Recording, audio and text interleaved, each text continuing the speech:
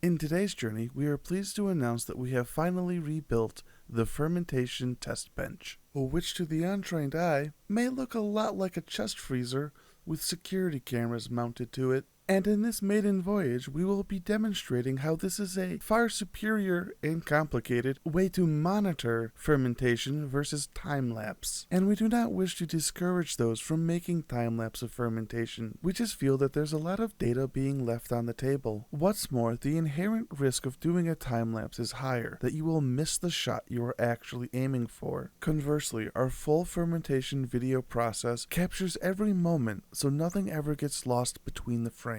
But let's get into the yeast of it. We will be comparing the fermentation process of AS2 and TF6, both cider-specific yeasts. AS2, on the left, should be a sweeter, full-bodied cider, whereas the TF6 will create a drier and more fruit-centric cider.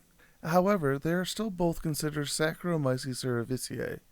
In layman's terms, it's an ale yeast, meaning that they should ferment from the top. We will be comparing an ale versus a lager yeast in the near future. Please suggest any yeast you would like to see compared down below in the comments. And for those interested in knowing, today's recipe is 1 gallon of cider, half teaspoon of pectic enzyme, with each getting a full sachet of their respected yeasts. These could in fact be considered cider starters. I do later regret adding the pectic enzymes, as they will hide the clarification power of each yeast strain. And at this point, we are using an immersion stick blender not to mix up the yeast, but to make sure that we have a good aeration. We want to make sure they're on a level playing field. And if you look closely, you can already see something sticking out between the two. However, Phil, of course, picks that exact moment to use the stick blender to give this one its dose of oxygen. But have no fear, and you can already see the yeast chunkies on the AS2, they're floating around. Not doing that so much on that TF6. But speaking of science, one of our secret weapons are using tilt hydrometers in each of the fermentation vessels. This is where we're getting the information on the side of the screen that's being reported in real time. Well, at least it will once Phil remembers to turn on the auto refresher. But first, a little housekeeping, as he did make a bit of a mess dropping in those hydrometers. But let's see how adjusting the speed changes what we see. At a full 10,000% speed increase, you can see those chunkies jetting around. But when we drop down to 1,000%, they're very slow, but we can still see the direction of travel. And at live speed, they basically look like a still picture.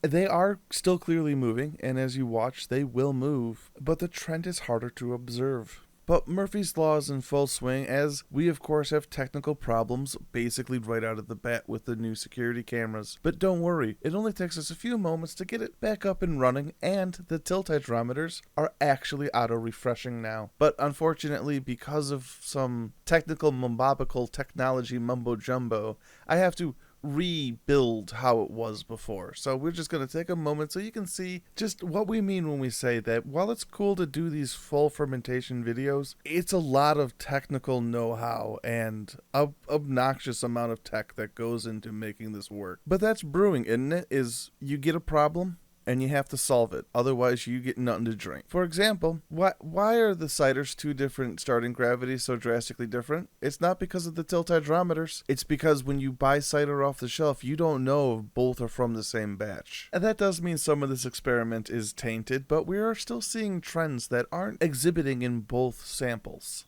For example, did anyone notice that the AS2 is exhibiting a yeast activity volcano down here? Also, we seem to be already gathering a much thicker krausen layer on the top, and that's not to say that the TF6 isn't doing something interesting too. What's with this little wave pattern we're seeing? It's like it's emitting the yeast in smaller bursts of waves. Now, I'm just a humble applied scientist, but it would be nice if someone with more of a PhD could chime in about what's actually going on here. And if I get a chance to name it, can we call what AS2 doing snow globing? And honestly, a really common question at homebrew supply stores, is something wrong? There's chunks floating around. This was especially common when people fermented with an English yeast for the first time, as some of them can look kind of chunky and cottage cheesy. Don't worry, it's on the list of things to test, but if you have any other ideas, of course remember, let me know down in the comments. But hey, quit distracting me. Did you see how big this Croisen's getting up here now? It's definitely not like that in the TF6. And also, we're starting to see a lot of CO2 bubbles starting to form on the wall of the fermenter. And boy, that Croisen won't stop rising. It's not as big as a beer Croisen would be, but damn, does it look like it's close to getting like one.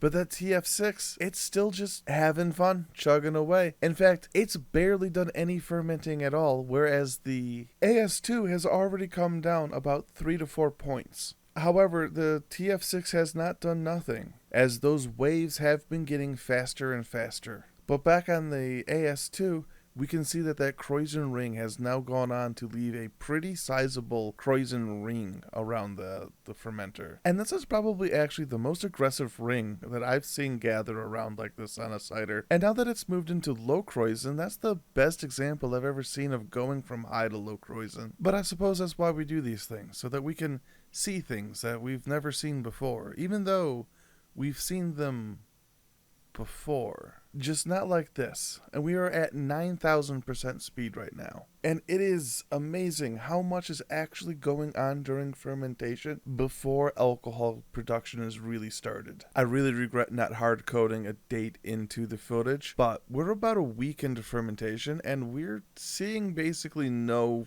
alcohol production so far, which is a great reminder that while yeast is most famous for making CO2 and alcohol, it's got a lot more work it has to do, because it's chugging, it's proved it, it's moved miles inside of that one fermenter just running around like a snowstorm. I mean, given the fact that it needs to eat all the oxygen before it can start producing alcohol, it's just one of the steps. It takes time. And now that it's about 16 hours later than the AS2, the Croisen is finally starting to rise on the TF6. And it is noticeably less active, which probably goes in line with how much longer it took to form. That it does everything slower, which means it probably does everything also a bit more efficiently, which is probably why this cider also ends up drier. Whereas the AS2 will probably finish faster, but not eat all of its pudding, meaning that it will deliberately leave behind sugar to leave a body or mouth feel.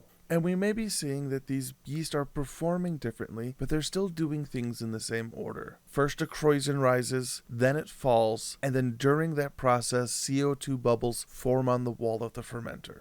Because no matter how much we think of brewing as an art, it's still a science that has to follow specific rules. For example, no matter what you try to change in the world, E will always equal MC squared. Which makes the fun fact that as these ferment, they're getting lighter. Think about it. We sell CO2 by the pound. And since this experiment is already tainted, we're going to skip through some of this stuff for brevity's sake, as this is 14 days of footage being compressed down to about 10 minutes. Plus also we lost a little bit of the footage. Now technically we can get it back in the system. We have the ability to retrieve any lost footage from the security system. But I figured for this one it wasn't worth the extra time. If this were a sponsored video, I would take the time. But I also reviewed the footage and not a lot of interesting stuff really happened. But we can see that now that we've hit over 2% alcohol on both of these, that the color has really brightened up. They used to be dark. Now they reflect a lot more light from the studio. So much more that it actually changes the exposure rate that we needed to shoot at. Don't believe me? Go back a couple of minutes and see how dark the walls of the refrigerator were. Another point of note is how quickly the AS2 has passed the TF6 and its gravity. Originally, it started with more sugar, and now it's already down to almost finished fermenting.